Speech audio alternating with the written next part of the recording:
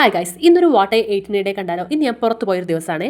രാവിലെ തന്നെ ദോശയും പിന്നെ സോയാബീൻ്റെ ഒരു ഉപ്പേരിയും പിന്നെ കുറച്ച് ചമ്മന്തിയായിരുന്നു ഞാൻ കഴിച്ചിട്ടുണ്ടായിരുന്നത്. അത് കഴിഞ്ഞ് ഉച്ചയ്ക്ക് പുറത്ത് പോയി അനിയത്തിക്ക് പത്തിരിയും ചിക്കൻ കറിയും വേണമെന്ന് ഭയങ്കര ആഗ്രഹം. അങ്ങനെ അത് കഴിക്കാൻ വേണ്ടി ഒരു ഹോട്ടലിൽ പോയി.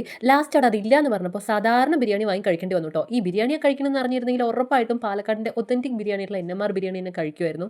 പക്ഷെ അത് കുടുങ്ങിപ്പോയി കഴിച്ചത് ഗൈസ്. പക്ഷെ കുഴപ്പമില്ല, ടേസ്റ്റ് ഉണ്ടായിരുന്നു. പിന്നെ ഞങ്ങളൊരു സിനിമയ്ക്ക് കയറിട്ടോ. അതിൻ്റെ ഒരു മിനി വ്ളോഗ് ഞങ്ങൾ ഉടനെ അപ്ലോഡ് ചെയ്യുന്നതായിരിക്കും. സത്യം പറയില്ല, ആ സിനിമ എനിക്ക് വലിയ ഇഷ്ടമായില്ല. അപ്പോൾ എന്തായാലും സിനിമയ്ക്ക് കയറുമ്പോൾ കുറച്ച് സാധനങ്ങൾ കഴിക്കണമല്ലോ. സോ ഞങ്ങൾ പുറത്തുനിന്ന് കുറേ സാധനങ്ങൾ വാങ്ങിയിട്ട് പോയിട്ടുണ്ടായിരുന്നു. ഇത് ഒരു ബ്രൗണിയാണ് കേട്ടോ. ഇത് ഞാൻ ആദ്യമായിട്ട് കഴിക്കുന്നത്. നല്ല ടേസ്റ്റ് ആയിരുന്നു കേട്ടോ. എന്തൊരു രുചിയാണെന്നറിയോ, നല്ല മധുരമൊക്കെ ആയിട്ട്. ഞാൻ പൊതുവേ ഒരു ചോക്ലേറ്റ് ലവറാണ്. സോ എനിക്കത് ഭയങ്കര ഇഷ്ടമായി.